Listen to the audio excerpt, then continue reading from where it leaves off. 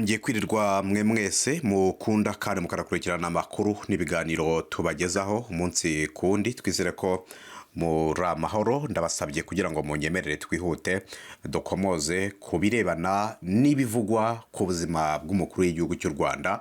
Hari ibihuha byakomeje guhwihwiswa by'umwihariko ku mbuga nkoranyambaga bituma ingabo z'u Rwanda RDF ziza kubinyomoza cyane ko byari byayitiriwe. So uyu munsi tariki ya 24 nibwo igisirikare cy'u Rwanda kitandukanyije n'itangazo ryakitiriwe rivuga ko Perezida Paul Kagame arembye. Kuva mu ijoro ryo ku munsi w'ejo tariki ya 23 Kamena nibwo iri tangazo rikomeje gukwirakwizwa ku mbuga nkoranyambaga. Ngira ngo ngewe wenda naribonye ahagana amasaha y'ijoro cyane mu gicuku njya gucekinga aho basanzwe banyuza amatangazo yabo nsantari hari n'abantu ibi ni ibihuha nyine nk'uko byari bisanzwe bivuga by'umwihariko n'abo muri opposition batavuga rumwe n'ubutegetsi bifurize nabi igihugu bakunze kwitwa ibigarasha. So munyemerere rero turebera hamwe uko kwitandukanya kwa RDF n'iri tangazo rikomeje kubitirirwa ku mbuga nkoranyambaga. Se bivuze iki? Nyuma yaho gato na guverinoma y'u Rwanda hari icyo yavuze itangaza ko Perezida w'u Rwanda Paul Kagame atarwaye, bitandukanye n'ibimaze iminsi bihwihizwa ku mbuga nkoranyambaga. Nk'abantu mwe mbere uko ninjira muri izi nkuru ndagira ngo mbabwire ko uyu munsi wa none nibyo isi irimo iratera imbere ku muvuduko by'umwihariko mu ikoranabuhanga icyitwa AI, Artificial Intelligence. Ibi nikomeje gukora nawe birasa nkaho irimo itiza umurindi ibyo bihuha, ariko ni ibintu bikomeye cyane. Nk'ubwo ngubwo abari nko kuri X murakomeza kugera mubona amafoto babereka umuntu uri mu bitaro wiyoroshe umeze nabi bati ni Perezida Paul Kagame. Ari na amafoto ya AI, na amafoto ya Artificial Intelligence.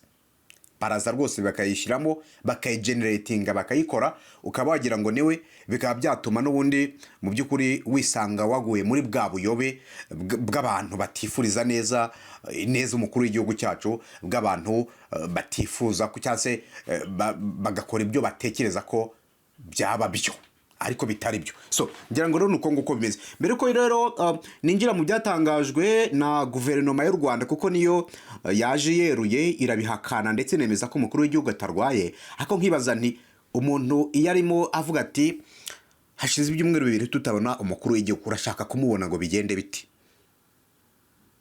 Ushaka kumubona iwawe, ushaka kumubona guti? So ni ibintu rero umuntu yakakwiye kuba yibaza n'undi muri hosange. So hano rero baratubwira ko igisirikare cy'u Rwanda RDF kitandukanyije n'itangazo ryakitiriwe rikomeje gukwirakwizwa ku mbuga nkoranyambaga kuva mu ijoro tariki ya 23 aho mu by'ukuri rikomeje guca igikuba. Kuva rero ku munsi w'ejo tariki ya 23 itangazo rihimbano rivuga ko Perezida w'u Rwanda Paul Kagame afite uburwayi bukomeye, akaba kandi atameze neza ndetse ngo akaba ari kwitabwaho n'abaganga b'inzobere. Ni kwitangazo rikomeza rivuga risaba abandi banyarwanda nabo rikavugamo n'inshuti z'u Rwanda kuba umwe bakasengera umukuru w'igihugu. Iri tangazo kandi risaba abanyarwanda gutuza kuko ngo inzego z'igihugu zikomeje gukora. Ikindi RDF ikaba ikirajwe ishinga no gusigasira amahoro n'umutekano w'igihugu. RDF rero binyuje ku rubuga rwayo rwa X ngira ngo niyo so itangazo ni nahiri nyuza nababwiye ntinkiribona mu rukerera nabanje kujya gucekinga nta hantu na hamwe hari officially ku mbuga nkoranyambaga zabo bigeze banyuza ikintu. Icyo gihe mpita mbona ko ari fake news. RDF rero baratubwira yuko ibinyujije ku rubuga rwa X cyangwa namuze kunyarukiraho murabibona. Yavuze ko rero yatangazo nibiri kubiyemo ari amakuru y'ibinyoma, ari ibihuha, fake news.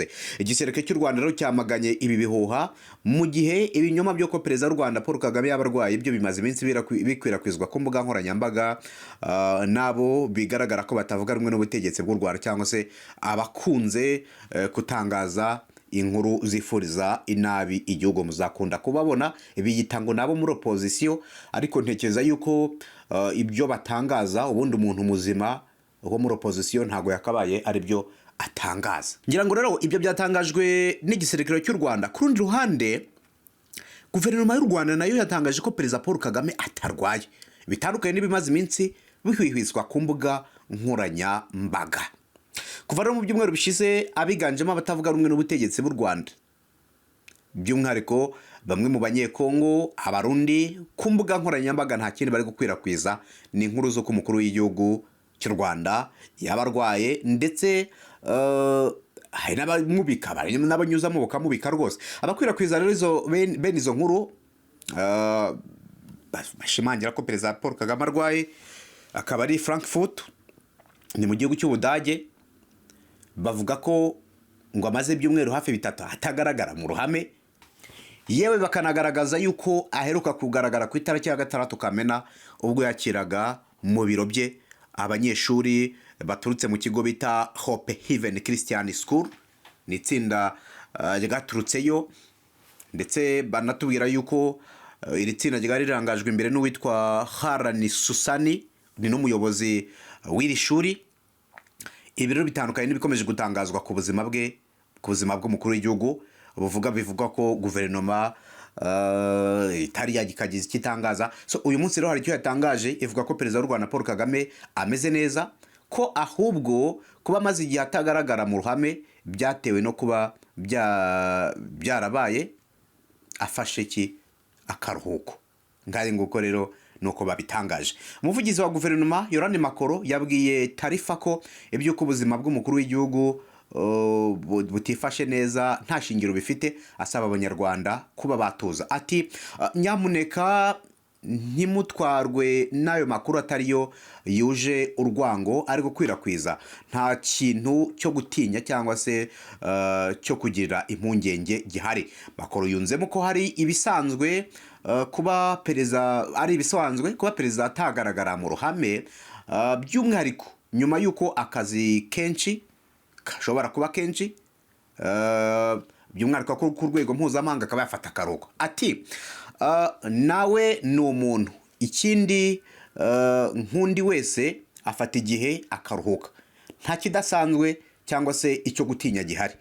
Perezida ameze neza, ari kuruhuka bisanzwe, aracyari mu nshingano ze uko bikwiye. Ayo n'amagambo ya Madame Yorane Makoro, umuvugizi wa guverinoma y'u Rwanda. So ubwa mbere rero hakwirakwizwa ibihuha ku buzima bwa Perezida wa Repubulika y'u Rwanda, ndetse ubwo biheruka gukorwa niwe ubwe waje kubitesha agaciro. Guverinoma ivuga ko bene ari amakuru y'ibihuha abashingiye ku mpamvu za politiki, niyo mpamvu nta munyarwanda ukwiriye kubyitaho. Ngira ngo rero birumvikana, ni ibintu byumvikana n'ubundi muri rusange ibyatangajwe bikomeza kugenda bigarukwaho. Hagati aho rero ubwo ngira ngo ukuri kuragaragaye, aba bantu bita bo muri opposition, aba bantu bibigarasha batanaba mu Rwanda ariko b'abanyarwanda birirwa bakoresha izo nkuru, baragaragaza ngo uyu munsi yavuye aha, ngo yagiye aha ngaha, bakagaragaza ukagira ngo bahawe report y'ukuntu ibintu byagenze. Ibyo bintu mw'abantu mwe nibihuha, kuko nujya no kumva n'aba bantu birirwa babivuga babihwihwiswa, mwumve ukuntu babivuga. Batangaza inkuru y'uburwayi bwa Perezida kurenza guverinoma, ariko kandi bakagerekaho noneho ukagira ngo ni report bahawe yuko ameze, aharwariye, cyari gufata. So ngaye ngo ibintu mw'abantu mwe murumva se ari byo. Uyu munsi rero ikiza nuko twayoboka byatangajwe na guverinoma, ariko kandi n'amatangazo yari yatangiye kwitirirwa RDF. Ngira ngo mwabibonye ko yayihakanye, iranyomoza avuga ati oya ibyo ngibyo ntabwo ari byo. So ibintu nk'ibyo ngibyo, reka mbashimire ubwo dukomeze tubane muri update. Hagize igihinduka nabwo naza nkabahereza amakuru yose uko akomeje kugenda avuga.